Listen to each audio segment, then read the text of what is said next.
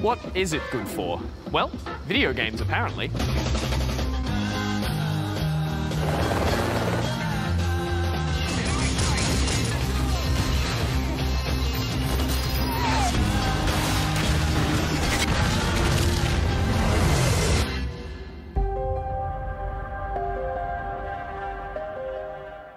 Yes, the instant that technology made it possible, the world of war invaded the realm of video games. And since then, armed conflict has dominated the virtual landscape. So why exactly do mankind's most primitive and destructive acts make for such compelling video games? Well, see, the heart of all games is conflict, just that we make it explicit. We're just one game genre, but they're all about conflict of some sort. Get down! And while the primary goal of these games has been to entertain by creating scenarios of triumph and victory, the question of whether or not it's right to glorify war in these ways is rarely asked. It's very difficult to explain. I've never been in a war. I don't think I would really like to have been in one.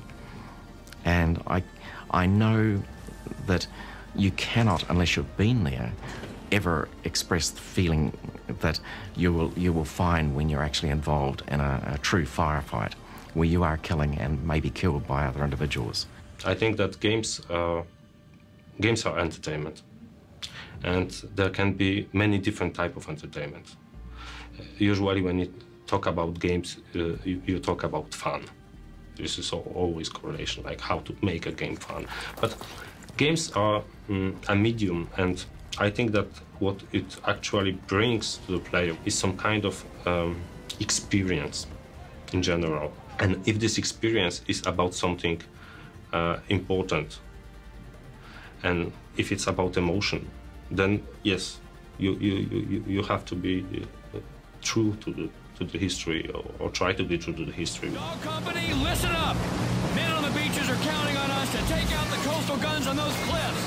Move fast, get topside, and get the job done. There's a place for a lot of different genres of games, and the video game was more on the entertaining side, but I think it's too much on this side, and it's maybe video game industry is a bit scared about talking about serious things, and like, oh, people will think about it. Maybe they are scared that if people think about war, they will not play Call of Duty anymore, but honestly it has no relation.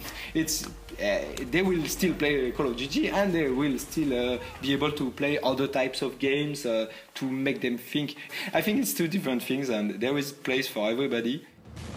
And of all the many wars throughout history, a particular few seem to get adaptations over and over again, often with one common factor. A good war for a game is one that Americans are involved in, because they're primarily the buyers of these games. And so if you're going to do it, American carriers, American men in Europe, the Battle of the Bulge, D-Day, very, very popular. They want to know about the battles that they were involved in. So yes, games are a business, money talks, and for decades now, gamers have gladly paid to relive these moments of American valor.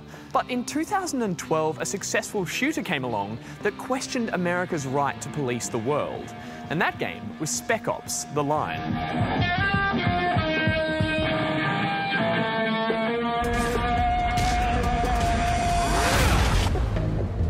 There is a line men like us have to cross.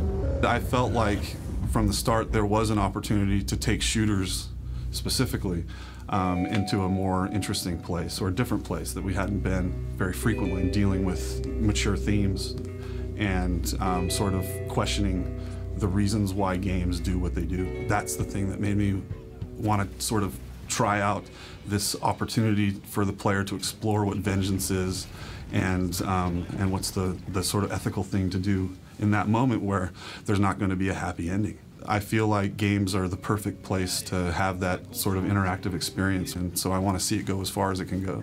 The setting for Spec Ops: The Line was fictitious, hypothetical, yet it was inspired by real events. And sadly, there was no shortage of source material to draw from. What's going on here? Survival, Captain. Plain and simple. We're definitely looking at all the things that were happening in the Iraq War and in Afghanistan at that moment, looking at references of, horrible incidents where civilians were, massacred and lives were transformed in the most horrendous ways. We had to sort of find out as a group how we really felt about these things, so that we didn't do the thing that I was the most afraid of, which was to create, a really shallow experience that was really just to make money. I think that there are opportunities for, no matter the size of the project or who's funding it or, what the team did before, to bring everyone together in a new way and look at it from a different angle. And I think we're starting to see that can be something that a large group of people are interested in. We should get out of here, leave these people to grieve. Yeah, I think that's the least we can do. So video games give us the opportunity to participate and to have a lived-in experience. And that's where I think games can be really interesting compared to other media. Because you have the opportunity to experience empathy and experience feelings for other characters, or to feel like you're in a situation that you're not actually in because you're in a game. And that can give you a little bit of a connection to perhaps other people that have been through a similar experience. If I were to sit down here and say, hey, I have this idea for a game about being an officer in a passport control office, immigration, people here would think I was crazy, right? No, that's not fun. And no, it's not fun. But to be able to turn that into a game so the players can now engage with this and live through what they're up against and the kinds of snippets of stories that they get from the people they see coming through in line, I think is interesting. And I'm really excited to see what we'll see in the next couple of years. We really need to talk about war with a human point of view, and not the scale of emotion that we have in video game that is totally not realistic, because you see people dying, you see people injured, and you really don't care. And it's not like this in real life. One of the most powerful examples of this style of game was the Polish-made title This War of Mine, in which you control not soldiers, but civilians caught in a war zone. It's mostly about the people who are inside and the personal stories and personal drama that is happening in a conflict that actually is not their conflict. This is something happening over their head. They're just entangled in this. So we wanted to show that this is the cost of war that we rarely see, especially in games. I didn't go to see Schindler's List to have fun, right? So I should think of games in the same way, right? Here's a game I'm going to play because I want to have a certain experience. I want to feel a certain way, right? So people shouldn't be saying, I'm going to play this War of Mine for fun. But that seems kind of twisted, right? It's like, here's a game about suffering, about being in a war. It's like, no, I want to learn about this experience. I'm going to feel like a better person at the end of it. I feel like I've learned, I maybe have grown. And in that sense, it's valuable and interesting, but entertainment isn't necessarily the goal. There was some kind of situation during the test that was very surprising. We have a location when there is an old couple living, and we had a girl who went to that location. She needed food and medicines, and she went to the fridge, took some food, to the closet, took some medicines, and then halfway she realized that she's robbing some old couple, and she turned back, put down the food, I mean half of it and half of the medicine. And there was actually no game mechanic that would make her make the decision. She was just feeling guilty, and it was really surprising, because it means that she was very immersed in the game, that she was treating all this situation very seriously.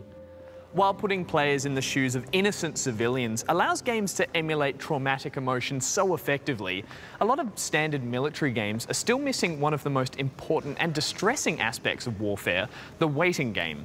Video games don't tackle, for the most part, the fear, the terror, or even the boredom. Right? If you look at sort of soldiers' accounts of being in a war zone, it's not shooting all the time. Or if it is, it's sort of this relentless dread of sort of shelling, where you're just kind of sitting there and just have to wait it out or sit it out. It can be really exhilarating, but they're sort of leaving out the, those moments of boredom that lead to madness, and those sort of little personal stories that actually are the things that make up a wartime experience from what I've read and from the people I've talked to. 2002 saw the launch of a first-person shooter that had an explicit agenda, America's Army. Funded by the US military, it made no bones about its objective, to turn gamers into soldiers. It was entirely a propaganda game. I mean, it was a game that the US Army created in order to get people, young American males, to join up the Army. It was a marketing effort. And that's okay, right? It's a game that was designed to get you to know something about the Army, about Army values, and so on. And they were sort of upfront about that. You do what I say when I say it. Now, get off my bus!